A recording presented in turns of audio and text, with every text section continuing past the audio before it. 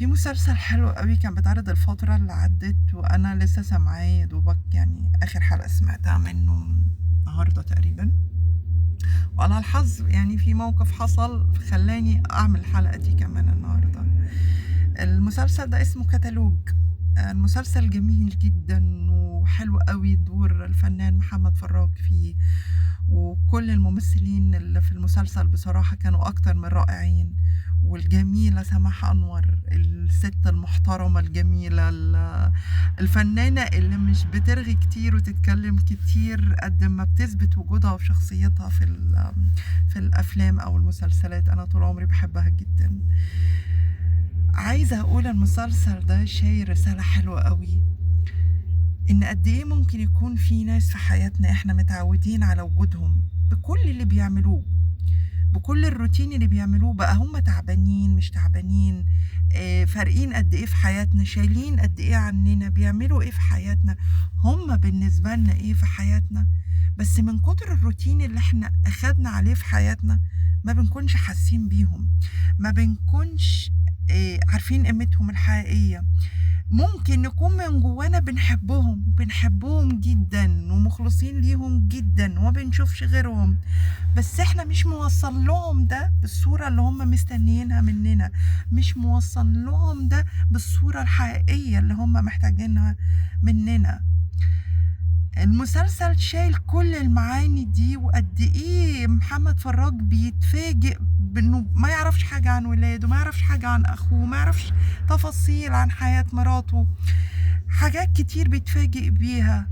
وقد ايه هو كان مخلص ليها وبيحبها حتى بعد موتها، ما كانش قادر يشوف غيرها، لانها بجد كانت شخصية رائعة جدا. ريهام عبد الغفور برضو عاملة شخصية جميلة جدا.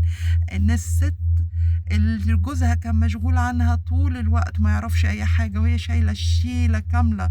مثال حي للزوجة المصرية الجميلة الأصيلة اللي موجودة طول الوقت، وقد ايه هي شايلة الشيلة كاملة. وكان النتيجة ان هي دفعت ده من حياتها ومن عمرها، انها كانت مهتمية بيهم زيادة عن اللزوم، لدرجة انها ما انتبهتش على حياتها، ما انتبهتش على نفسها، ما خدتش بالها انها عيانة غير في الاواخر وفي مرحلة متأخرة. ده ينبهنا وينبه الازواج، خد بالك من الست اللي معاك، خد بالك ممكن انت تكون بتحبها جدا وبص موت حالك في الشغل عشان ولادك ومراتك والكلام ده كله، بس في حاجات بسيطة انت ممكن تاخد بالك منها، ممكن تغير كتير في العلاقة، ممكن تدي حياة تانية جديدة. كان ممكن ان انت تاخد بالك بدري شوية. وطبعا في الاول وفي الاخر هو الحياة والموت بإيد الله، والحياة والموت هو قضاء ونصيب.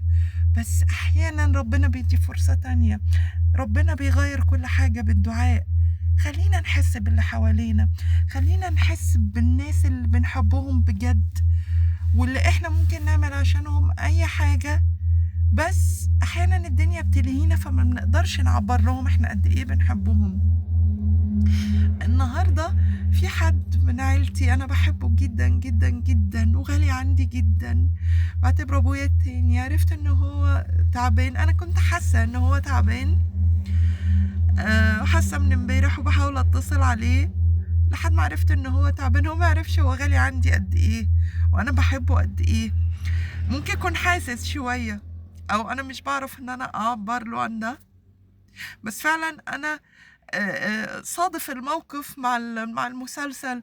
هل انا كنت محتاجه بس طول الوقت اقول له انا بحبه قد ايه وان هو حاجه مهمه قد ايه في حياتي وان انا بشوفه ابويا وقد ايه هو غالي عندي.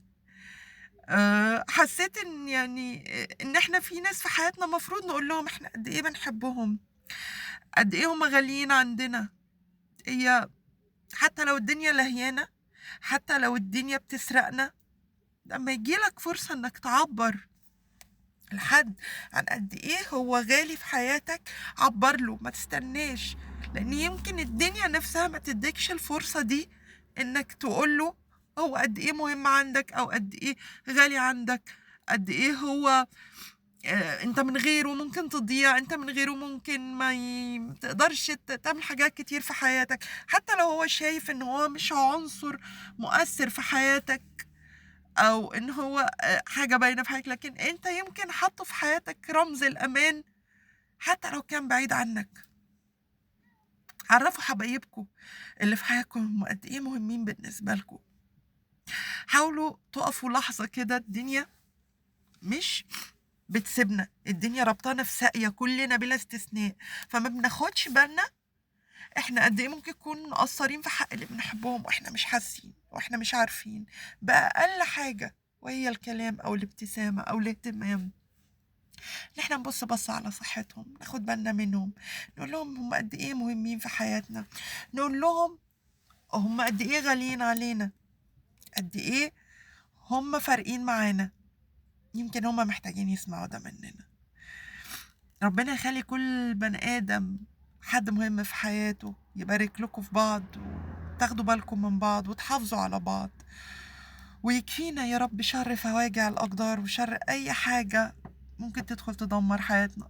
هي الحياة ما بتقفش على حد، بس أحيانا في ناس في حياتنا بيكونوا هم كل الحياة، بعديهم بنعيش وبعديهم بنقدر نكمل، بس هم أخدوا معاهم حاجات كتير قوي صعب تتعاش وتتحس وتتلمس تاني غير معاهم هم.